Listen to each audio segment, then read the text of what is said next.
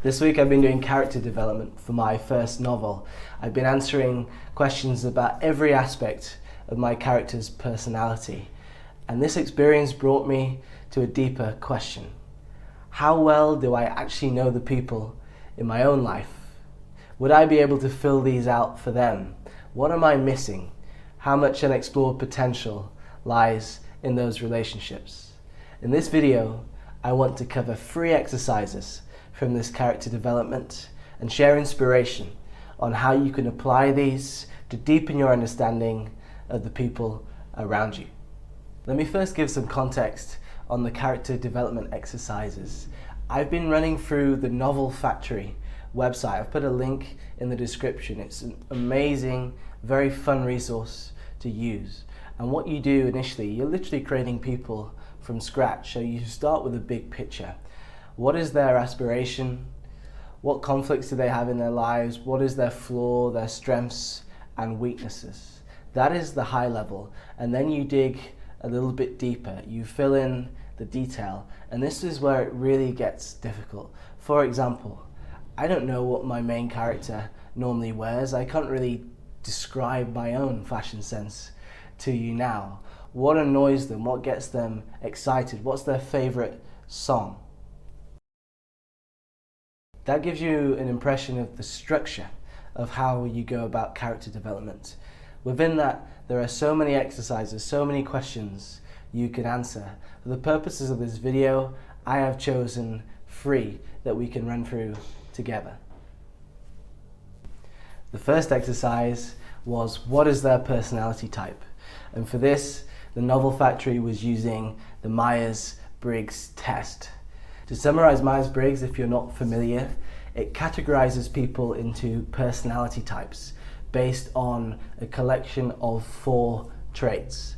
To define each trait, you have 2 options that are the opposite of each other. For example, the first trait is introversion or extroversion. Which one do you lean towards? This is a great exercise to get the fundamentals of your character, their basic perception and approach to the world. Now let's bring it in to the real world. Firstly, if you haven't done it already, I recommend doing the test for yourself to uncover your personality type. But more importantly, try to guess what the result would be for a friend. It really forces you to think about examples of previous times when you've been together, reacting to certain events or planning something together, and to put those examples into a wider pattern that serves as the great summary of your friend's underlying personality. And then take your guess to your friend, compare it to the actual results that they received, and understand what you got right and where maybe you're missing an important side of who they are. The second great element of this, both for writing fiction and for real life, is to put 2 personality types together. Map out the similarities and differences. That gives you an understanding of where the compatibility and where the conflict is going to come from. For example, you have 2 characters or real life people who are both extroverts. Brilliant source of compatibility. Maybe in my novel I can have some party scenes, or they all have lots of friends. But potential source of tension.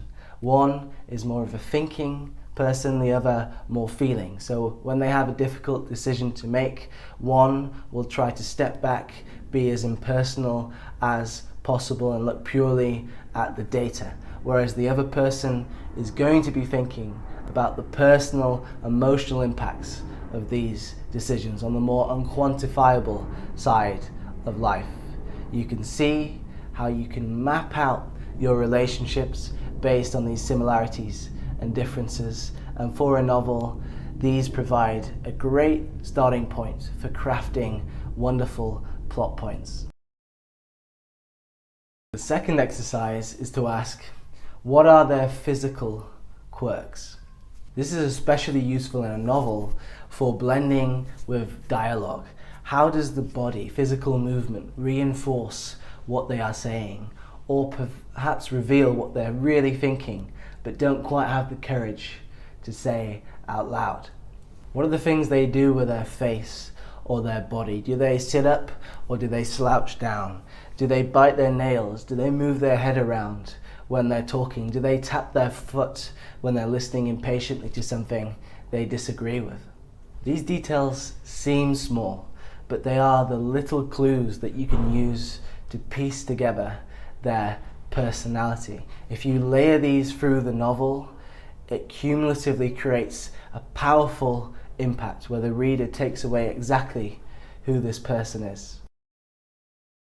Of course, you can do this for real life. This week, I did this for a friend. I was wondering, why does our conversation always start to flow so quickly?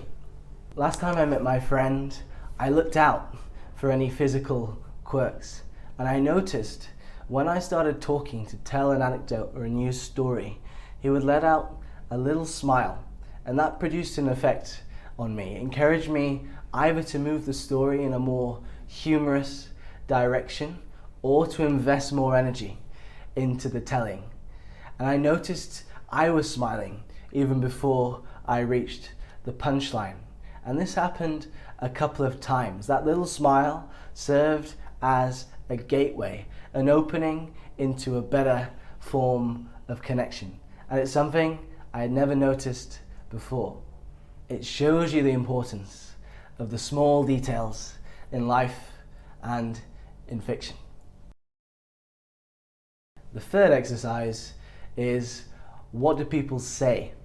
I'm going to split this into two. Firstly, what are their common sayings? What are their go-to phrases that you hear them use over and over again? This is something small that reveals their basic view of life, how they see things in general. It can also show you what they tend to focus on in certain situations or the lessons they draw from their experience. The second variant is how they say things. Now, from writing fiction, you realize that in life we focus 90% on what people are saying, but so much of the useful, interesting, hidden information is in the way those things are communicated. Let me give you two phrases that seem extremely similar. With time, I think you'll find an answer. Give it time. You'll find the answer. Here we have an answer versus the answer. The former believes that there are several possible answers, and it's fine if you find an answer that is good enough to do the job. The other believes there is one answer. From this, we can start to build character traits, both positive and negative. For the former, the positive could be that they are flexible, adaptable. The negative could be that they lack perseverance, so they just settle for the first convenient way out.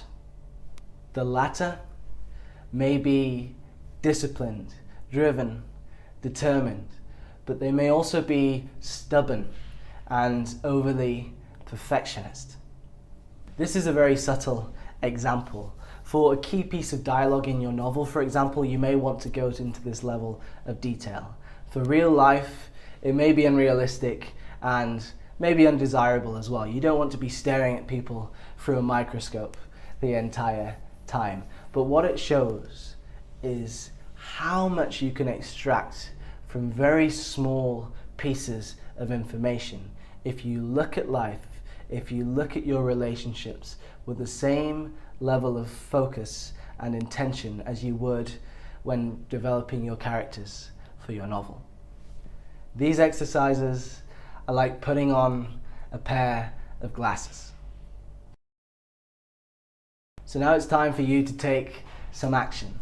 I want you to pick one of the following exercises this week. Do it and tell me in the comments what you learned. Firstly, Myers-Briggs. Do the personality test for you and a friend. Compare the similarities and differences and think about whether this explains when things go well and when they go wrong. The second is to identify a person's go-to phrase. What are their common sayings? And what does that communicate about how they see the world in general? The third option is to look for a physical quirk. Maybe they touch their hair when they're speaking or make a gesture with their hand. What does this reveal about how they are feeling? To wrap this up, this video is one of a series about my experience writing my first novel.